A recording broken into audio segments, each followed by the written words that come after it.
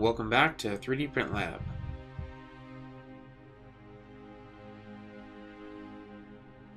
Today we'll be printing the Sheeptag 2 Kickstarter models. Phase 1 is location. I was given these models directly from the main developer for Sheeptag 2. Phase 3 is coordination. We'll start with the farm. First off, you'll notice that the top of the chimney is not flat, so we'll simply just select all those vertices and scale it, and that'll flatten it out. Next off, the bottom is not closed, so we'll go ahead and create some new geometry to close that off. Very typical of video game models to not have any downward facing geometry.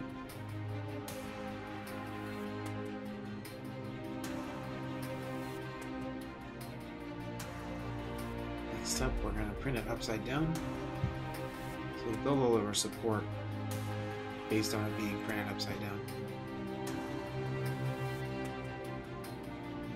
Some of these overhangs are not going to print very well. So we'll go ahead and select all these edges on the outer ring.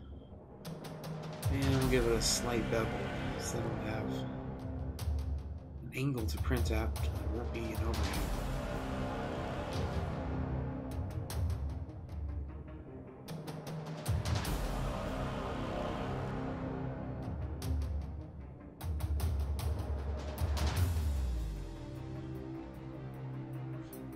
Just a little bit of the geometry that's not correct anymore, but we'll go ahead and fix that.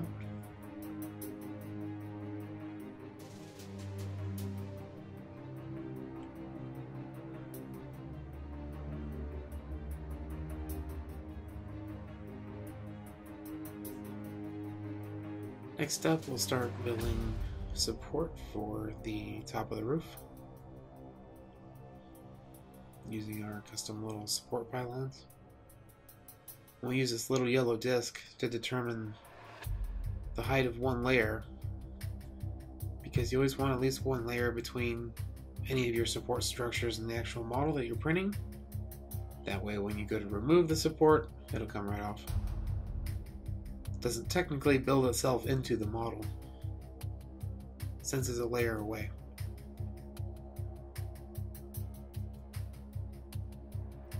This little middle roof part is something else we have to deal with here. Got the proper spacing.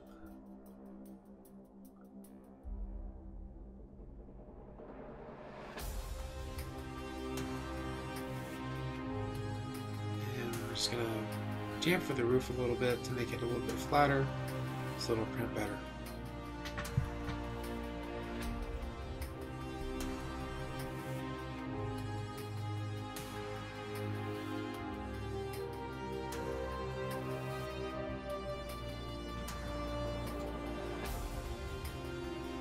Then we'll go ahead and make sure that there's support posts along the entire part of that middle roof.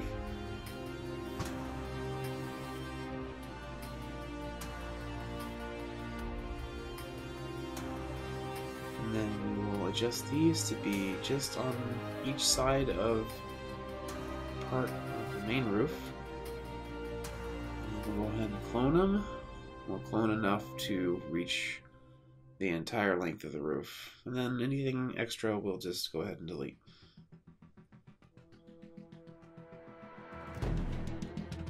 Then make some final adjustments on the edge there and bring it into MakerBot. Makerware. Go ahead and run a print preview, and we'll preview what's going to print layer by layer. Move the slider all the way down to 0, and we'll preview the entire build. Looks fine, there's no overhangs or anything that's not accounted for, so we'll move on to the sheep.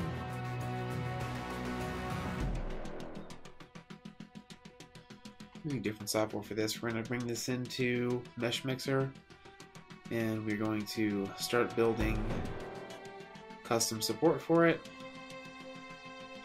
using the overhang tool. Personally, this is my favorite way to make support. There's a couple tricks you can use to make it work better. First off is you want to make sure that your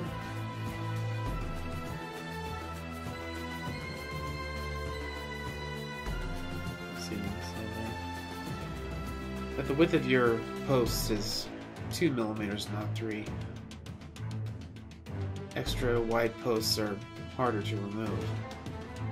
I've found over the years that 2 millimeter posts do work pretty well.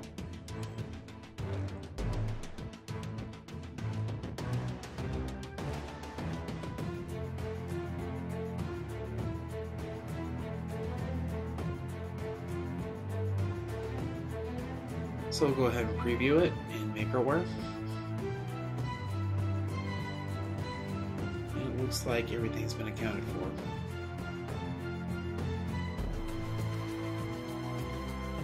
Then we'll go ahead and bring it back into 3ds Max. And we'll give it a single layer gap, just like we did with the farm, so that the support isn't actually touching the model, making it easier to remove the support.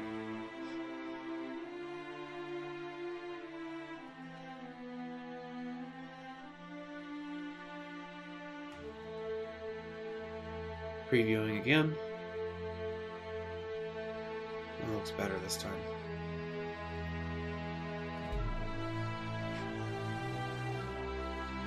However, one problem I noticed is that the feet were going to be way too small and way too fragile. So we're just going to take it back into 3ds Max here and select all the feet and scale them.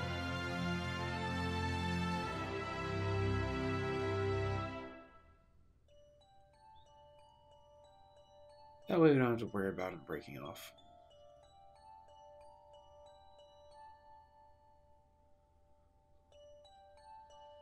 One last thing.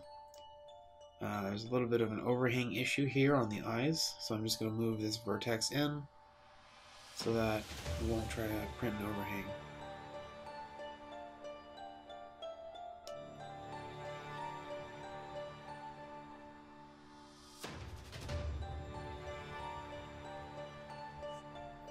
I know that most of the time modifying geometry just to get something to print better isn't the best idea, but when it comes down to the scale of what it's being printed at, you really won't notice.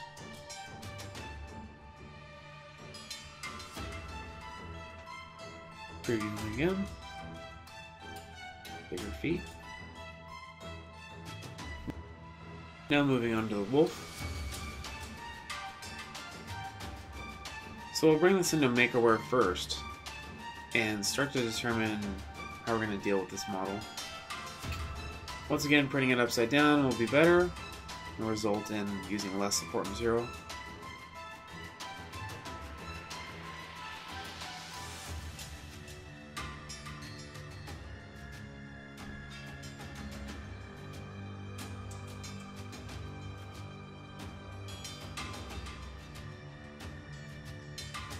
So we'll bring in 3ds Max, we'll flip it over.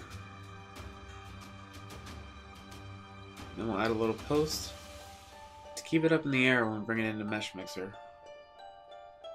Once again, we'll add the 2mm post supports. 3mm supports, too strong, too hard to get off. 1mm supports, the print head will be printing the model. Come over and it'll just wipe everything out. It'll all be on the floor. It's not strong enough to survive printing. Although, for very fine detail areas, you might actually end up using 1mm posts.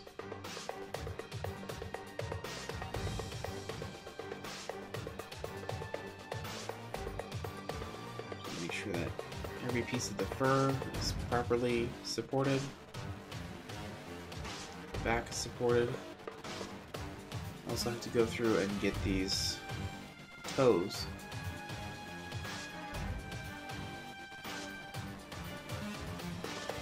It's a little difficult because we're going to need a post that comes in to the side.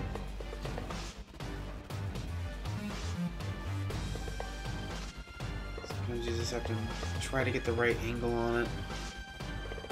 eventually you get it. Anything that's freestanding like this, though, is going to really need a lot of extra support posts in order to stabilize it while printing. I would never expect a single post standing on its own to survive printing, so it's going to need a couple more parts holding it up. But if done correctly, all this support will be easy to remove and should come off in chunks.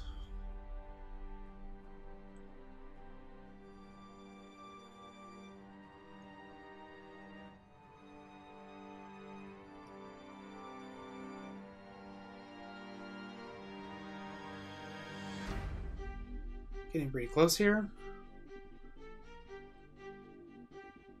It's looking like it's going to print.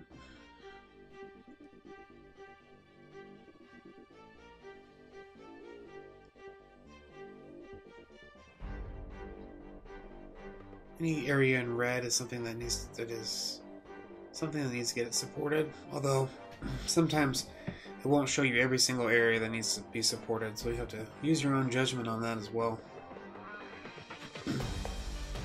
Any kind of overhang that's past a certain angle threshold is going to need support. So then we're just going to go ahead and select the entire model, and once again we're going to include a one layer gap between the model and the support itself.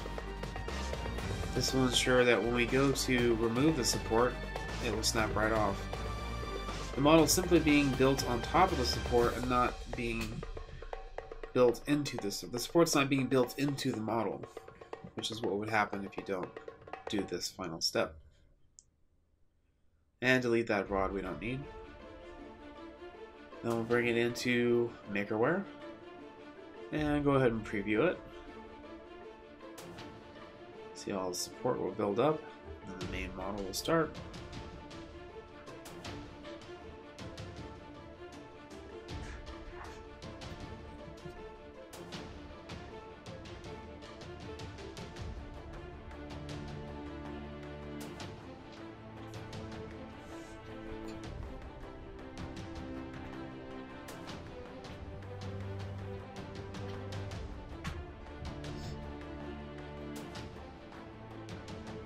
It should print just fine.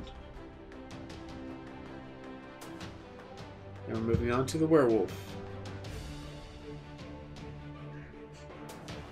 Werewolf's the same exact idea, using a post to get it up in the air. Then we're using 2mm support rods to support any area highlighted in red. However, it's not only the areas in red, you're also going to need to use your own discretion to determine if other areas in gray will need support as well.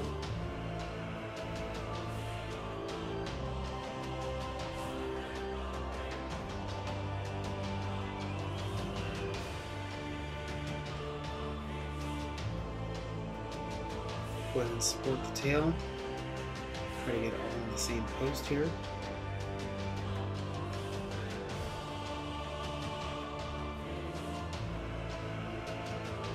Support the tips of the ears. Moving on to supporting the fingers.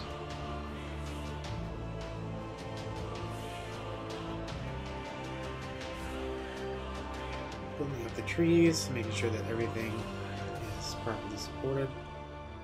Anything that was a single post now has multiple posts holding it up, simply so that it survives printing.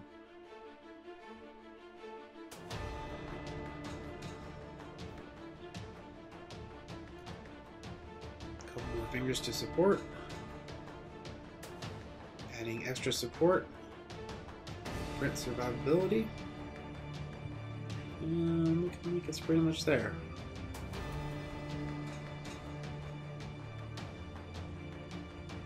This is also a process that you have to get right the first time because there's no way to really come back and edit that support.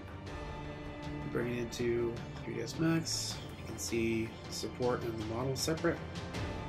we'll make sure that we have a single layer gap between the support and the model so that the support will be easy to remove.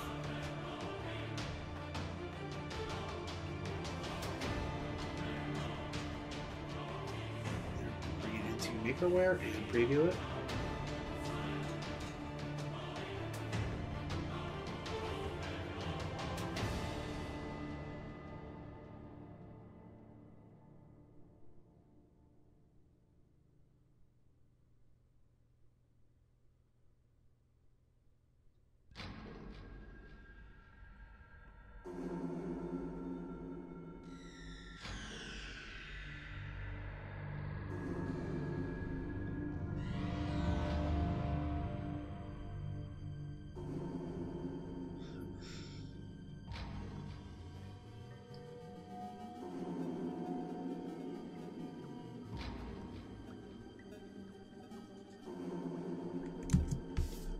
Phase 5 is production.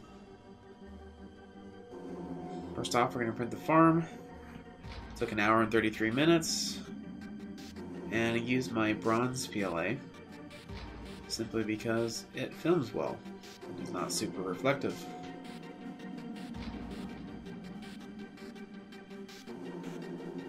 Next up is the sheep. Took 54 minutes. Bronze again.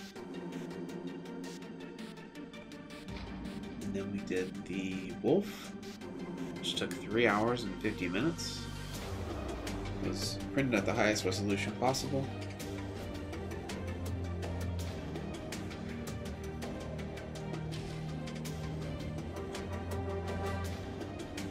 So you can see all that support building up. It should be necessary to make sure that this print does not fail.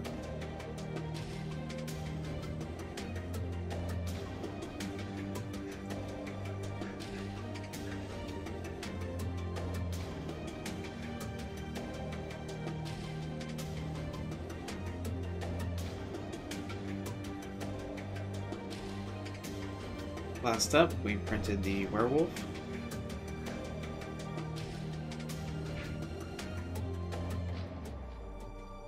You can see all the support building up.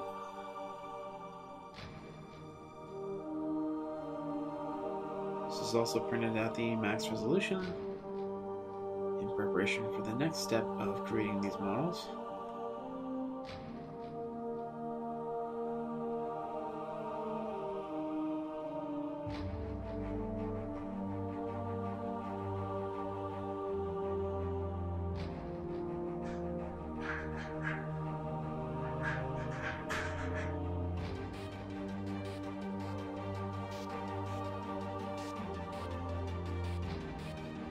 Now it's time for the macro lapses. I'll go ahead and load these models onto my spinning table and get a good shot, 360 shot of every angle.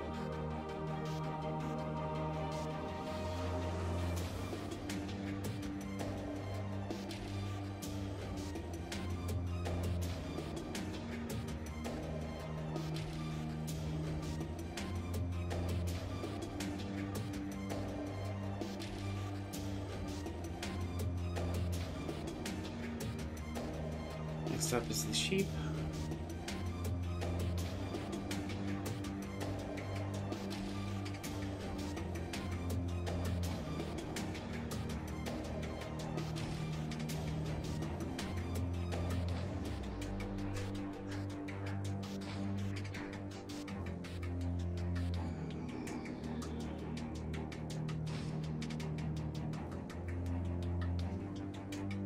And then the wolf.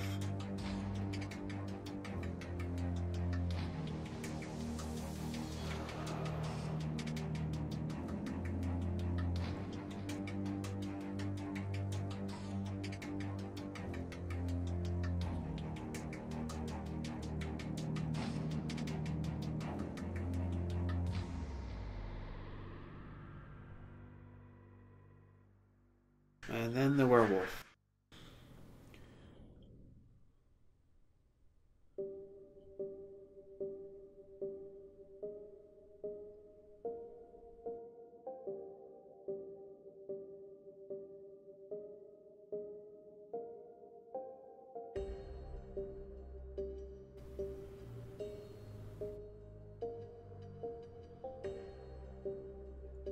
Last up is a primered version of the wolf.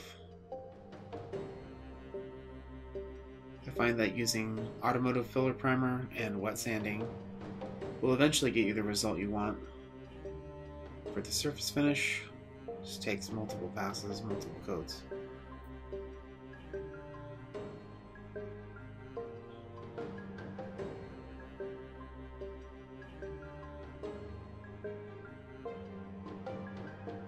And then we have the finished parts. We sent them off to be painted. I didn't paint them. We got some decent results here.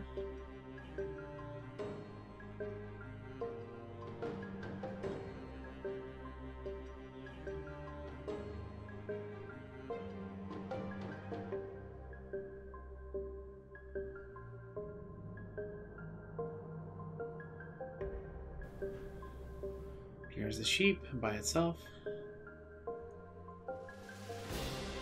wolf by itself, and the werewolf. There's the wolf and the sheep. Anyway, I hope you enjoyed. These are the Sheep Tag 2 models. I'll see you next time.